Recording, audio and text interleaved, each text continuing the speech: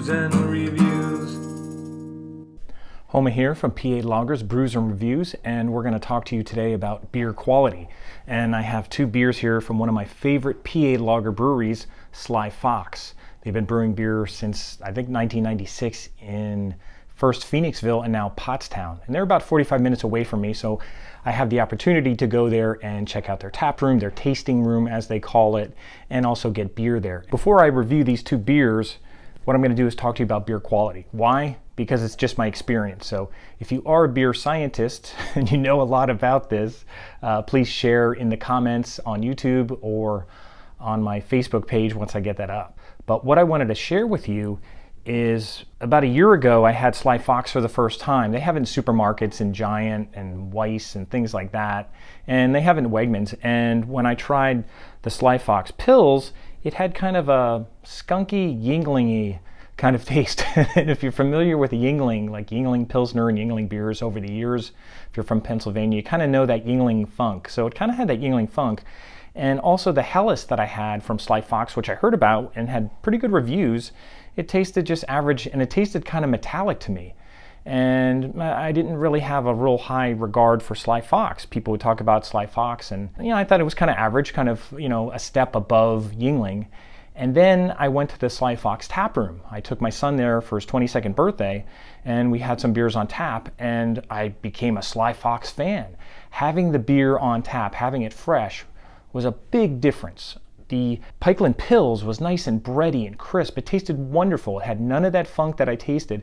And let me point out that those beers that I had, I think I got from Wegmans in a mix of 6.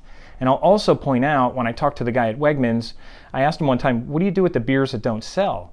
And he said, well, we put them in the mix of 6. So you see a lot of older beers in the mix of 6. So what do I recommend? I recommend getting it from the brewery if you can, because I got this from the brewery at Sly Fox. I got Pikeland Pils, I got Helles, I got Reality Check when they had it available, and they tasted wonderful. I became a new fan of Sly Fox lagers. Great beers, great brewery, and a great tasting room too, and great food. Let me just mention that too.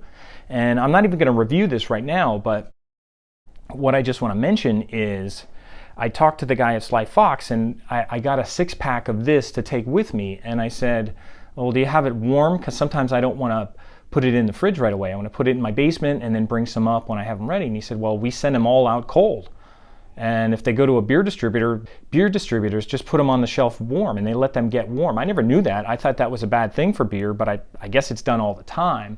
But if you really want it fresh, I guess if it comes out cold, or if it comes cold from the brewery, you want to keep it cold. So what I did with this, first of all, check the date. So make sure there's a later date. This one is 10/24/22, and it's August right now. It's the end of August, so this will be fresh for a while. This is one of the newest ones I found. I found this at Whole Foods, and I found it in the refrigerated case, which means it came cold from Sly Fox and it went in the refrigerated case at Whole Foods, I assume. But that would be probably the best quality. If not, make sure you check the dates. But for some beers, and I mentioned with Victory Prima Pils, sometimes the flavor's all over the place. Sometimes you can go to a bar or restaurant and they don't clean the tap lines, and that's your impression of that beer. So my first impression of Sly Fox beers wasn't really great because I didn't have fresh beers. I was getting the leftovers in the Wegmans cooler that could have been sitting there for a long time. So now I get them fresh. If I can get to the brewery, I'll get them fresh. And if I could go to somewhere like Whole Foods where they have them in the cooler, where I know they're coming from the cooler at Sly Fox and they're putting them in the cooler. If not, I'll also check out the date on them and make sure it's a date of a newer can too. So that's something I just wanted to point out about beer freshness, and something I learned from Sly Fox. I went from someone who just thought Sly Fox was okay to a big fan of Sly Fox beers, and as long as I get them fresh, they're fantastic. Really great lager brews. The Oktoberfest is excellent. The Helles, the Pikeland Pils, they have Reality Check. A lot of good beers there. Black Lager. I haven't had the IPAs or the Trail Ales. So a big fan of Sly Fox, and I just wanted to point that out. Also, I just have to mention this. I was at a beer distributor recently, and I mentioned Sly Fox, and the guy said, well, they're almost dead. And I was like, what? They just opened a second tap room in Pittsburgh. They have 2 tap rooms in Pittsburgh, and they have 3 other tap rooms, Phoenixville and Pottstown. I'm not sure where the other one is. And I'm not sure why he said that, but I don't think Sly Fox is dead. I think Sly Fox is a great brewery.